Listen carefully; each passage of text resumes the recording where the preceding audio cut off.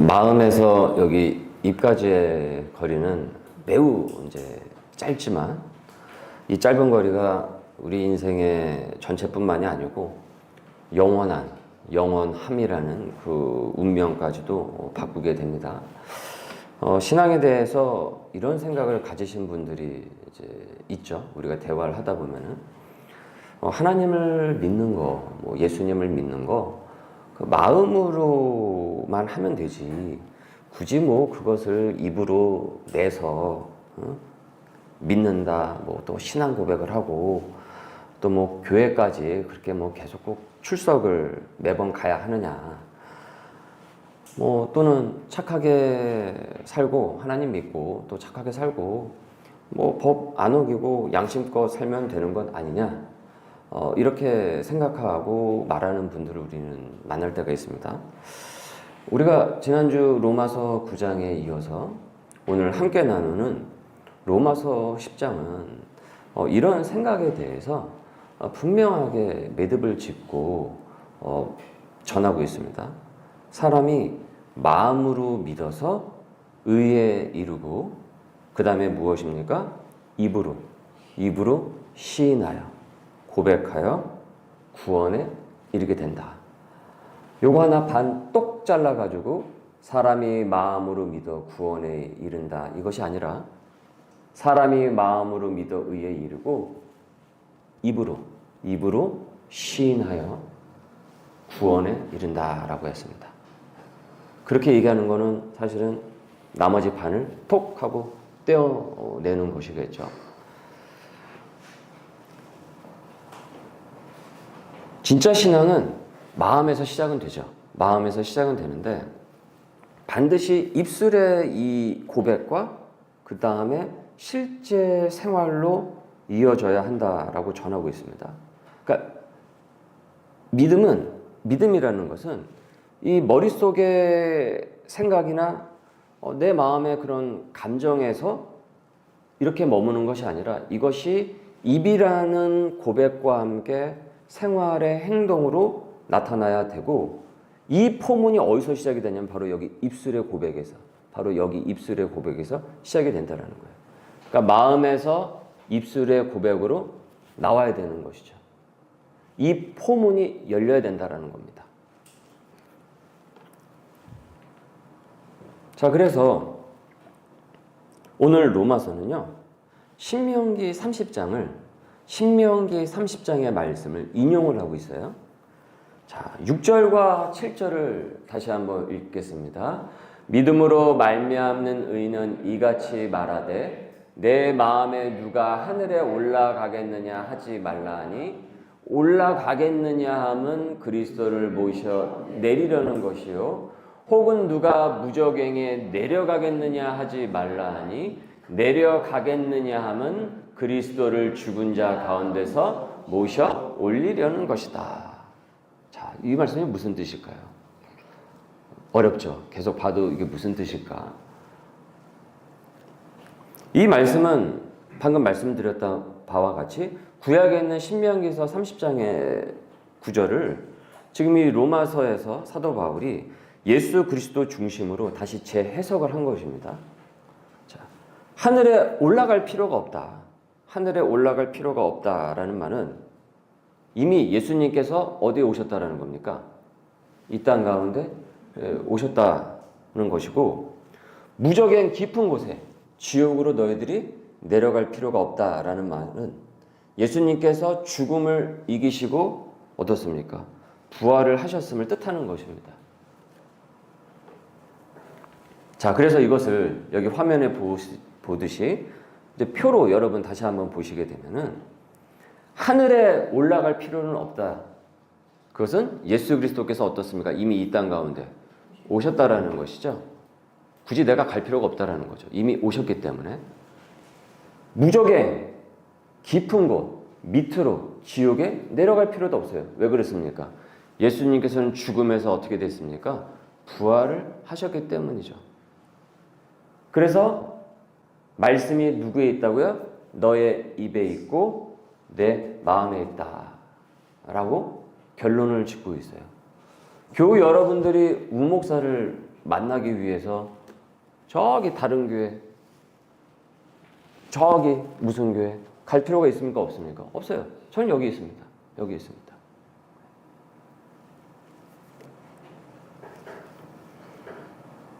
이 인용은 결국은 복음이 멀지 않다라는 거예요. 믿음은 어디에 있다라는 겁니까? 이미 가까이에 있다라는 거죠. 왜요? 예수 그리스도께서 이 땅 가운데 이미 오셨기 때문에 지금 이 얘기를 하고 있는 것입니다. 로마서에서. 그래서 말씀이 내 입에 있고 내 마음에 있다라는 선언으로 이어지게 되는 것이죠. 그러니까 구원은 마음으로 믿고 입으로 시인하는 자, 그렇게 용감하게 선포하는 자에게 주어지게 됩니다. 굳이 거기까지 밑으로까지 뭐뭐 찾아 엄마 찾아 산말리 하듯이 헤매지 않아도 된다라는 것이죠. 그 구원의 길이라는 것이. 그래서 구원은 마음으로 믿고 입으로 시인하는 자, 바로 그렇게 용감하게 선포한 자에게 여러분 주어지게 돼요. 그래서 우리는 우리 인생의 구원을 찾아서 엄마 찾아 산말리 하듯이 헤맬 필요가 없어요.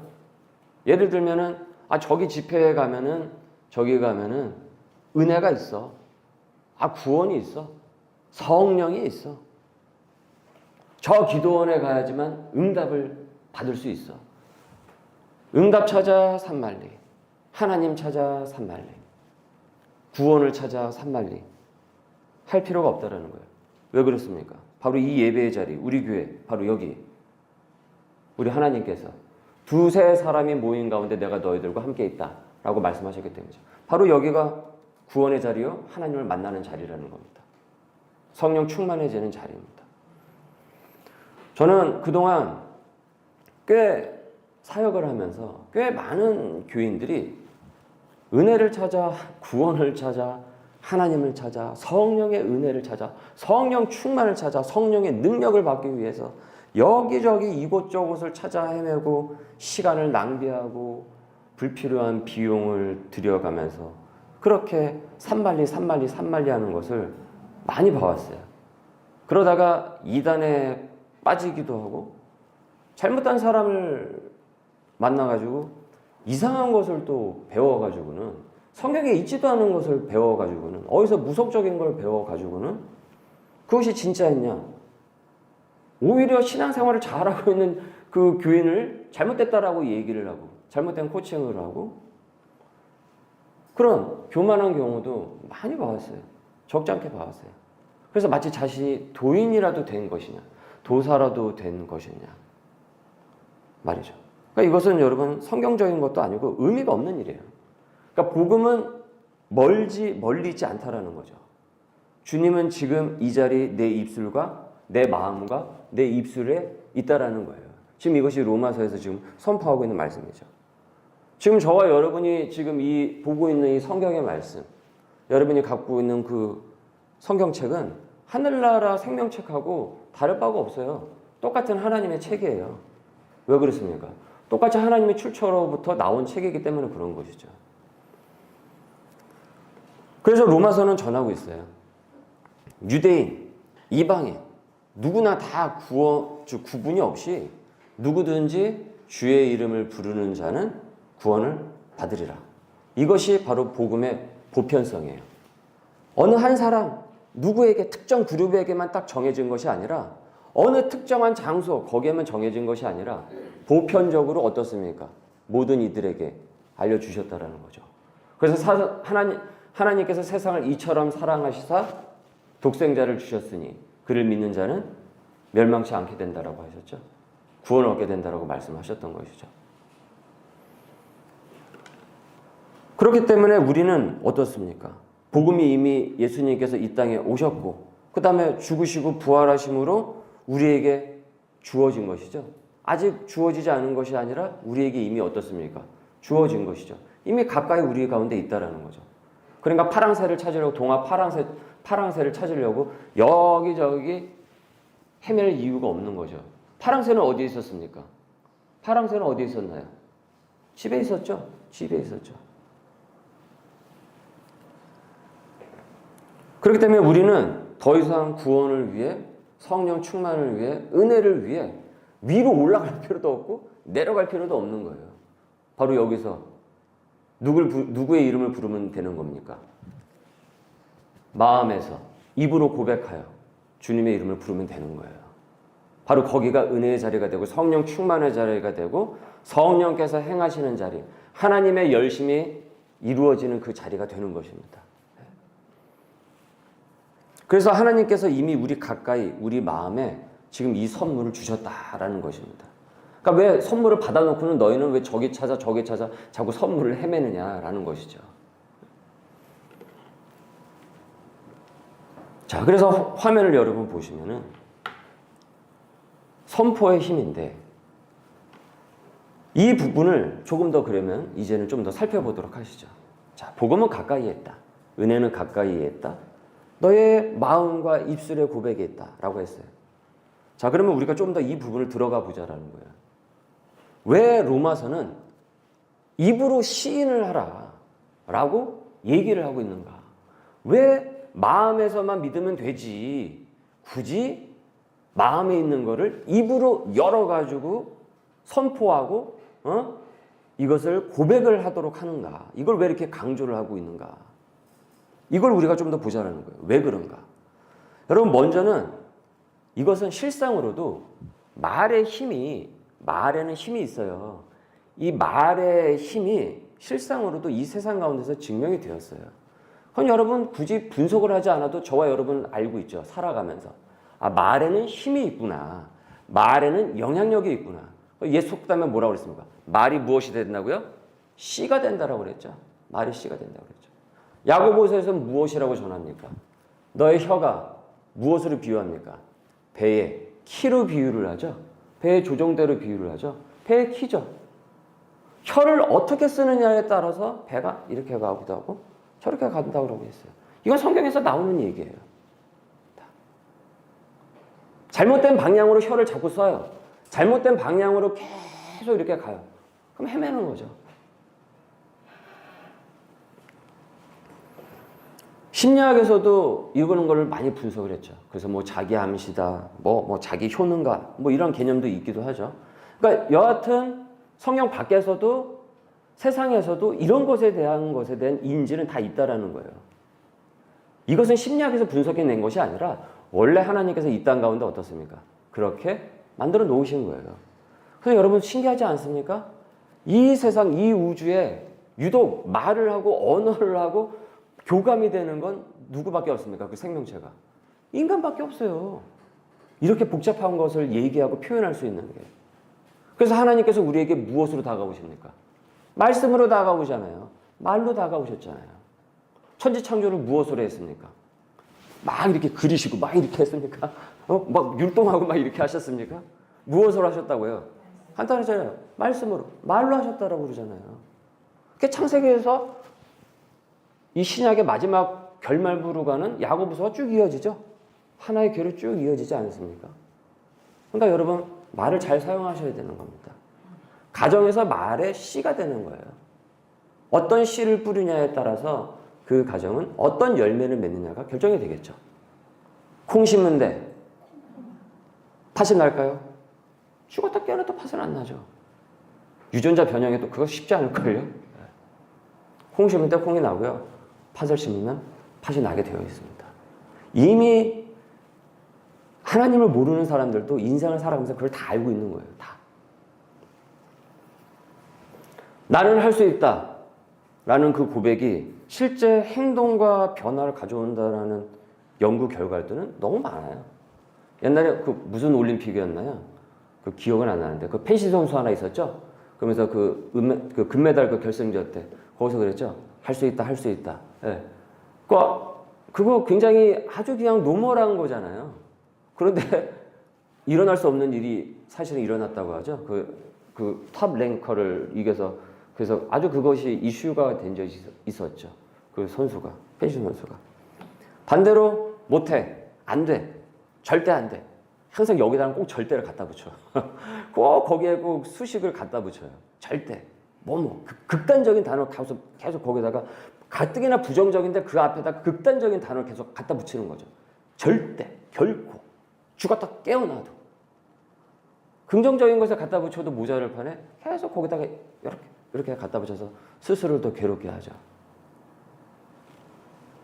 그러면은 스스로 한계를 만들고 말겠죠.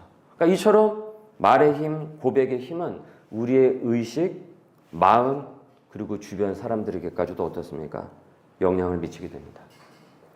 여러분도 사회생활 하시면서 많이 느끼셨을 것입니다. 부정적인 언어가 가득한 사람 곁에는 자연스레 사람이 멀어질 수밖에 없습니다. 그러나 긍정적인 고백을 하는 이 옆에는 어떻습니까? 힘을 얻으려고 사람들이 모이게 됩니다. 두 번째는 사회적으로도 그렇습니다. 결혼 서약을 할 때 마음으로 하셨습니까? 입으로 하셨습니까? 뭐 서로 아는데 뭘 그걸 뭐 입으로 합니까? 라고 합니까? 아니죠. 주례 선생님은 항상 입으로 고백을 하게 하죠. 머리털 다 뽑힐 때까지 사랑하시겠습니까? 라고 하면 네 라고 하죠. 좀 살아보고 결정을 해보겠습니다. 머리 긁적긁적하고 이렇게 합니까? 아니에요. 선언을 강조를 해요. 언제나 선포를 강조하도록. 마음에 있는 것을 어떻습니까? 입으로 내게 한다라는 거죠. 여러분 우리 자녀 다 사랑하시죠? 자, 자녀 사랑하죠. 뭐 우리 새끼 다 알겠지 뭐. 엄마 아빠가 사랑하는 거. 근데 말로 하는 거하고 또 달라요. 다릅니다. 저도 그런데 여러분도 그런데 애들은 어떻겠습니까? 애들은 어떻겠어요? 나도 그런데. 그래서 자꾸 우리는 착각을 해요. 독심술을 자꾸 본인이 한다라고. 본인은 그렇게 모르면서 자꾸 독심술로 사람을 상대방을 바라본다는 거죠. 알겠지 뭐. 다 알겠지 뭐. 그런데 분명히 이것은 선포를 하도록 해요. 선언을. 법정선서, 국가대표 선언 어떻습니까? 우리 사회의 중요한 약속과 관계는 반드시 입술의 고백과 공동체적인 선포를 통해서 이루어지죠. 거기서 진심과 책임이 더 강조가 돼요. 그리고 공동체적 효력은 이러한 고백을 통해서, 이와 같은 고백을 통해서 비로소 단단하게 세워지게 됩니다. 효력을 발휘하게 되는 것이죠. 자, 여러분 무엇보다 성경에서도 이 선포의 힘에 대해서 누차 강조하고 있어요. 보십시오. 하나님께서 세상을 말씀으로 창조를 하셨다라고 합니다. 말씀으로 창조하셨죠. 예수님께서도 말씀으로 어떻습니까? 병자를 고치셨죠. 예수님의 공생의 첫 설교도 회개하라 천국이 가까워 왔느니라 라고 했을 때 회개하라라는 얘기는 뭡니까? 마음에 있는 죄를 어떻게 하라고요? 말로 얘기하라라는 거예요. 여러분 회개는 마음으로 하는 게 아닙니다. 말해야 되는 겁니다. 말해야 하는 겁니다. 그 다음에 행동으로 이어지게 되는 것이죠. 하나님은 다 아시겠지 뭐. 아니요. 얘기해야 됩니다. 이사야 선지자, 잠언서, 그리고 오늘의 로마서 모두가 입술의 선포가 신앙의 실제임을 강조하고 있죠. 예수님께서 길을 지나가셨어요. 거기서 바디메우라는 눈이 먼 사람을 만나게 되었죠. 예수님이 지나간다라는 소리를 들었어요. 볼 수는 없으니까 듣기는 했죠. 그랬더니 이 바디메우가 어떻습니까? 예수님이 어딨냐? 예수님 어딨냐? 막 하면서 찾을 수가 없으니까, 보이지가 않으니까 어떻게 합니까? 바디메우가 소리를 치죠. 말하죠. 다윗의 자손 예수여, 나를 봐주십시오. 그러니까 주변에서 면박을 줘요. 조용하라고, 시끄럽다고, 뭐 하는 짓이냐고. 그럼에도 불구하고 바디메우가 어떻습니까? 또 소리를 치죠. 자신의 신앙을 어떻습니까? 자신의 간구를 입으로 시인을 하고 있죠. 예수님께서 바디메오에게 물어봅니다. 무엇을 원하느냐? 무엇을 원하느냐? 예수님, 보고 싶습니다. 생각해 보세요.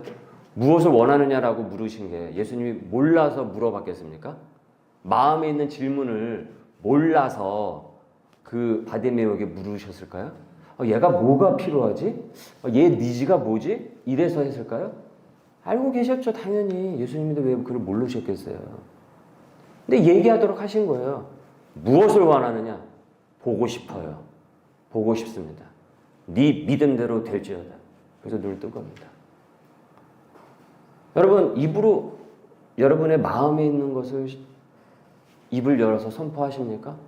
선언하십니까? 마음으로만 기도하지 마십시오. 입을 선포를 하십시오. 그래서 부르짖는 기도도 항상 그 균형을 맞춰가야 되는 겁니다. 이 균형점이 항상 맞춰져 갈 때 거기서 우리의 신앙 고백은 진짜 이루어지게 되는 거예요. 그래서 선포는 영적 실제가 됩니다.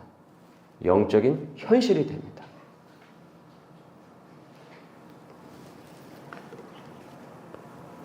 그러니 여러분 선포를 하세요. 나는 하나님의 자녀다. 우리의 가정은 하나님께서 키우실 것입니다. 우리의 교회는 이 지역에 필요한 교회가 될 것입니다. 그런 교회가 되게 하여 주옵소서. 이 교회에서 진짜 소명을 내가 발견하게 하여 주시고 정말 즐겁고 기쁘고 감사하고 거룩하게 이 소명을 실천할 수 있도록 해 주시옵소서. 그런 교회가 될 줄 믿습니다. 이렇게 기도를 하시라는 거예요. 예수님은 내 인생의 주인이시다. 우리 자녀의 주인이시다. 내가 우리 자녀를 키우는 것이 아니라 하나님께서 우리의 아이들을 키워주실 것이다. 이렇게 선포를 하는 거예요. 그리고 비관케 하고 낙심케 하는 마음이 듭니까? 그럼 예수 이름을 선포하라고 하잖아요. 우리 옛날 부흥회 때 많이 배웠지 않습니까? 이때 나오는 구호가 무엇입니까? 나사렛 예수의 이름으로 물러갈지어다. 예. 자꾸 그거를 뭐 요즘은 좀 시대가 좀 바뀌어가지고 그렇게 얘기하는 건 세련되지 않다 뭐 이렇게 생각하는 경향이 있는 것 같아요. 요즘 풍토가. 근데 왜 그게 거기서 뭐 세련이고 뭐고가 거기에 왜 들어가야 돼요? 이 성경에 다 나와 있는 것들을 우리가 하는 건데. 선포를 하는 거죠. 나사렛 예수의 이름으로 선포를 하는 거죠. 내 이름이 아니라 나사렛 예수의 이름으로 선포를 하는 거죠. 다른 이름을 해가지고 하는 것이 아니고요. 자기 암시가 아니라 우린 예수의 힘으로 살아가는 사람이잖아요. 성령의 힘으로 살아가는 사람이잖아요.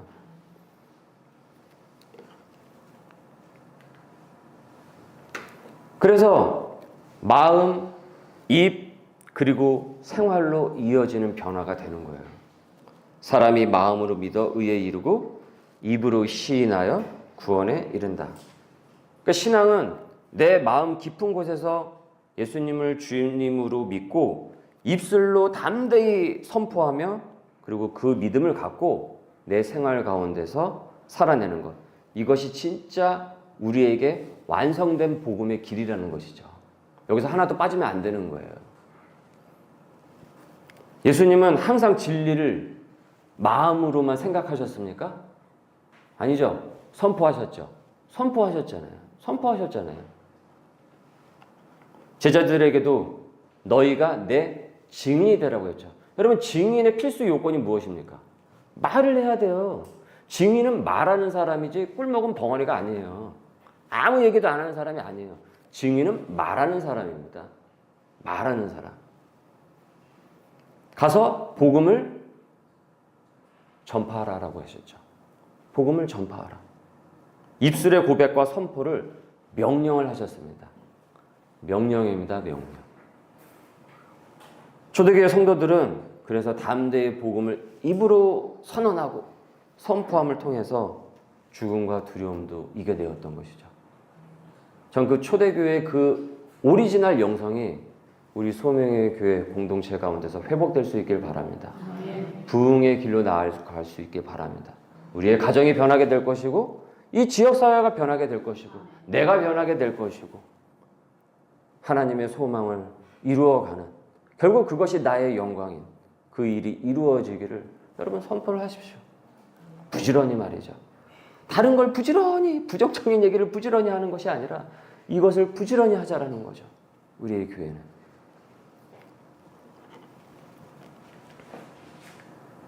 그래서 성경에 이르되 누구든지 그를 믿는 자는 부끄러움을 당하지 아니하리라. 유대인이나 헬라인이나 차별이 없습니다. 누구든지 주의 이름을 부르는 자는 구원을 받으리라. 여러분, 여기에서는 어떤 차별도 없어요. 어떤 진입장벽도 없습니다. 하면 되는 겁니다. 하면. 내가 과거가 어땠고 저땠고 내 배경이 어땠고 저랬고 내 상처가 이랬고 내 처지가 어땠고 아니요. 아무 상관없어요. 그래서 유대인이나 헬라인이나 차별의 장벽이 없다라고 말씀하고 있는 것이죠. 그럼 그 말씀의 능력이 저와 여러분 가운데 머물게 될 것입니다. 하나님께서 그렇게 하시기 때문이죠. 여러분 하나님의 우리도 열심히 하죠. 우리도 열심히 하죠. 근데 제가 새벽에서 자주 언급하는 얘기가 있죠. 단어가 있죠. 하나님의 무엇이요? 열심. 하나님, 전 이 단어가 너무 좋아요. 예전에 그 어떤 목사님께서 이 얘기를 종종 하셨었는데 참 이 얘기가 좋아요. 나만 열심히 있는 게 아니라는 거예요. 하나님도 열심이라는 거죠. 그리고 그 하나님의 최선이 무엇입니까? 예수 그리스도께서 이 땅에 오신 거예요. 그거보다 더 최선이 어디 있겠습니까? 하나님께 있어서. 자신의 독생자를 내어주는 것보다 더 최선이 어디에 있겠어요?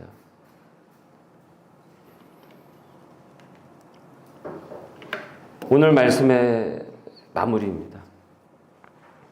교회 여러분, 믿음은 마음에서 시작이 되지만 입술의 고백과 선포를 통해서 실제가 되는 줄 믿습니다. 오늘 예수님은 나의 주님이십니다. 나는 하나님의 자녀입니다. 이 고백을 우리가 선포할 때 우리 안에 놀라운 변화와 구원의 확신, 성령의 체험, 성령의 능력이 반드시 우리 생활 가운데 임하게 될 것입니다.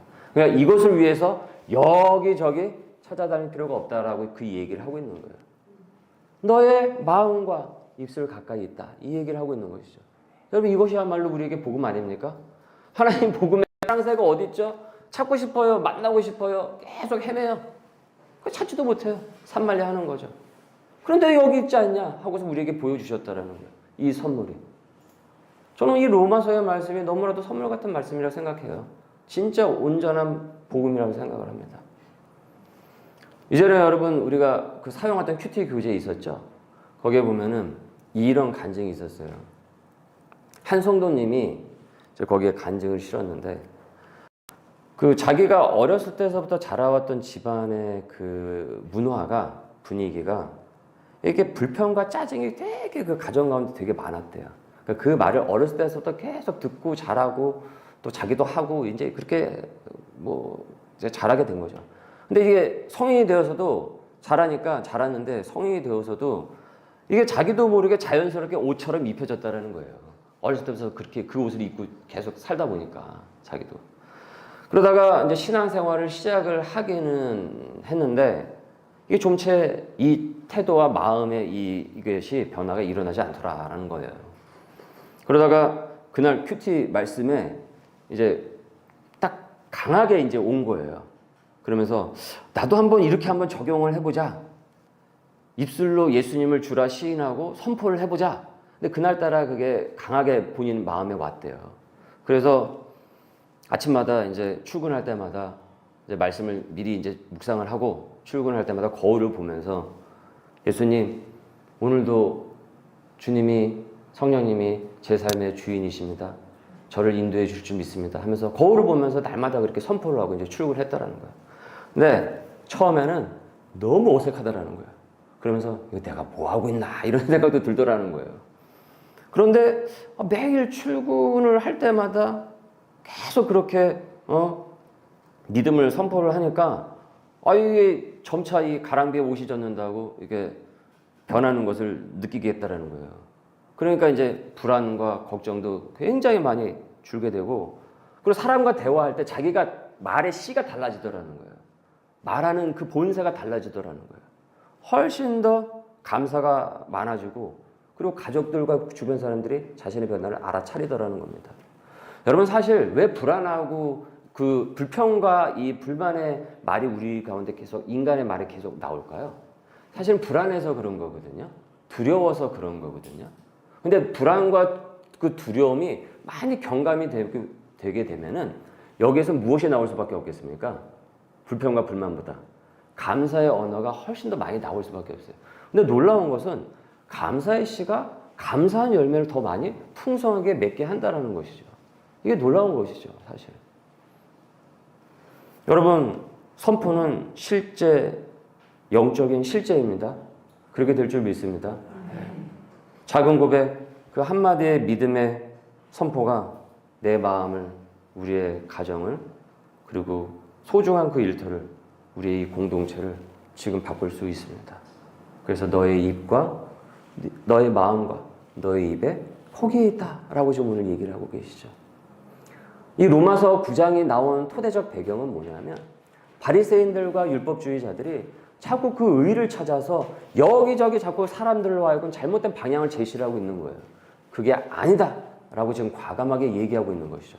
그래서 사실은 이 로마서 9장은 우리는 익히 알고 있기 때문에 당연하게 우리는 받아들이지 모르지만 당시에 이 사람들에게는 아주 개혁적이고 정말 놀랍고 듣지 못했던 얘기였던 거예요. 바리새인들에게. 이 바리새인들로부터 지배를 당하던 이 시대의 사람들에게 말이죠. 오늘 이 입술의 고백이 저와 여러분의 삶의 현실이 되어서 놀라운 은혜를 경험할 수 있기를 소망합니다. 내 입술을 통해 복음이 우리의 가족에게, 우리의 이웃에게, 그리고 머문 그 자리 가운데서 계속 흘러나갈 수 있기를 주님의 이름으로 축원합니다. 우리 말씀에 잇대어 기도하겠습니다. 오늘도 우리에게 복음을 가까이 두시고 마음으로 믿고 입술로 시인하는 자에게 구원을 약속해 주심을 감사드립니다. 저희의 신앙이 머리나 마음에만 머무르지 않기를 원합니다. 입술의 적극적인 고백과 적극적 실천으로 드러나게 하여 주옵소서. 용기를 주옵소서. 주님께서 나의 주님이심을 담대히 선포하며 그 고백이 가정과 일터와 소중한 우리의 믿음의 공동체의 믿음의 변화로 이어지게 하여 주옵소서. 주의 이름을 부르는 자마다 구원을 얻게 하여 주옵소서. 오늘도 우리 입술의 고백이 선포가 드러나는 또한 한 주간이 될 수 있기를 소망합니다. 감사하며 예수님의 이름으로 기도드립니다. 아멘.